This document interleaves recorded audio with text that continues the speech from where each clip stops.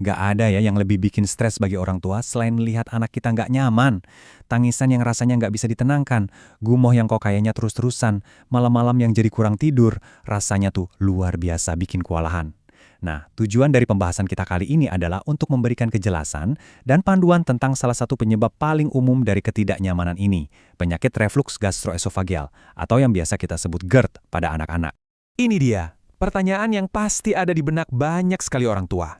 Kita semua tahu kan, bayi itu suka gumoh. Itu hal yang normal. Tapi kapan sih gumoh biasa itu berubah jadi sesuatu yang perlu kita khawatirkan? Yuk, kita gali lebih dalam sama-sama. Pertama-tama, kalau Anda sedang menghadapi ini, Anda nggak sendirian, sama sekali nggak. Coba bayangin, data menunjukkan bahwa hampir 27% bayi mengalami gejala GERD. Jadi ini kondisi yang sangat umum. Harapannya dengan kita paham apa yang sebenarnya terjadi, rasa cemas itu bisa sedikit berkurang.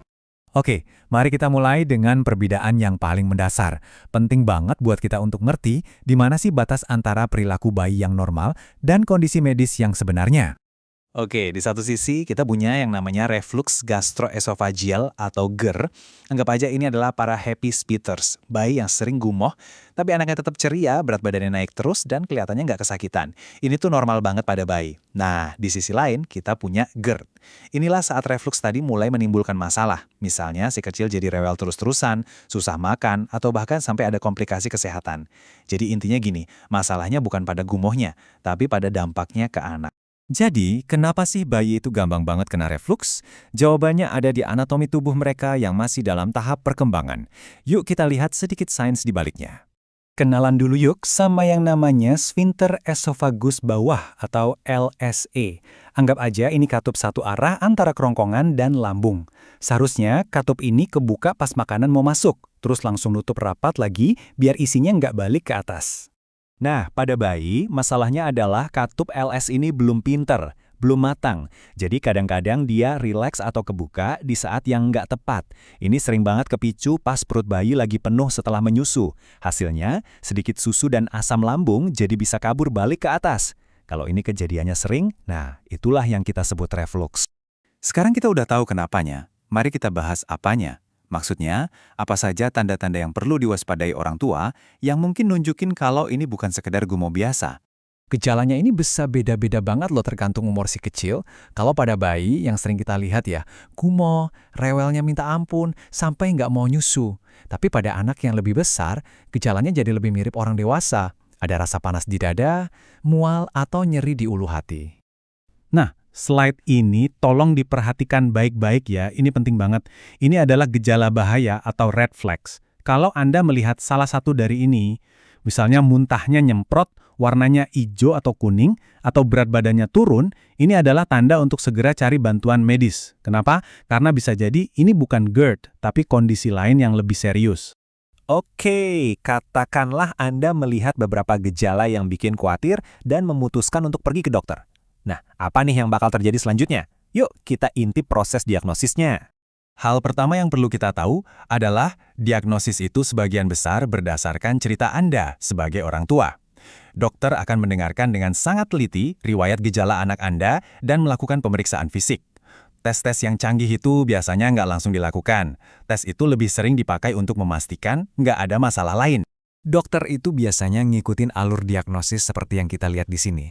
Saya tahu, ini kelihatannya rumit ya, banyak kotak-kotak, tapi tenang, intinya gampang kok. Poin utamanya adalah, untuk bayi yang nggak punya gejala bahaya, langkah pertamanya hampir selalu yang konservatif. Dimulai dari hal-hal simple, kayak menghindari ngasih makan kebanyakan. Sama juga nih buat anak-anak yang lebih besar, ada alur yang mirip. Sekali lagi, jangan pusing sama semua kotaknya. Yang perlu diingat adalah pendekatannya dimulai dari perubahan gaya hidup dan pola makan. Kalau itu belum berhasil, dokter mungkin akan coba kasih obat penekan asam untuk lihat ada perubahan atau enggak sebelum mikirin tes yang lebih jauh. Kalau gejalanya nggak membaik juga, dokter mungkin akan menyarankan endoskopi. Ini tuh kayak pakai kamera super kecil untuk ngintip langsung ke dalam kerongkongan. Dari sini bisa kelihatan kalau ada peradangan atau luka. Tapi yang perlu diingat ya, meskipun hasil endoskopinya kelihatan normal, itu nggak berarti anak Anda pasti nggak punya GERD.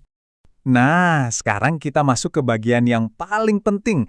Apa yang bisa kita lakukan? Tenang, ada banyak kok cara untuk menanganinya.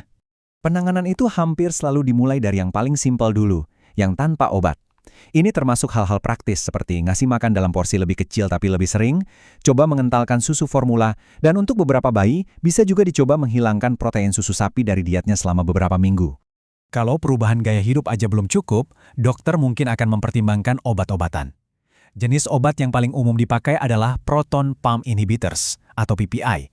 Mungkin Anda kenal beberapa nama di sini ya, seperti omeprazole. Gampangnya, obat-obat ini fungsinya untuk mengurangi jumlah asam yang diproduksi lambung. Tapi, dan ini poin yang penting banget, kita harus realistis. Seperti yang ditunjukkan oleh kutipan dari literatur medis ini, obat PPI ternyata nggak lebih baik dari placebo kalau tujuannya untuk mengurangi tangisan atau frekuensi gumoh pada bayi. Ini temuan yang penting banget. Artinya, obat ini mungkin bisa menyembuhkan peradangan di kerongkongannya, tapi belum tentu bisa menghentikan gejala utama yang bikin kita pusing, yaitu tangisan dan gumohnya.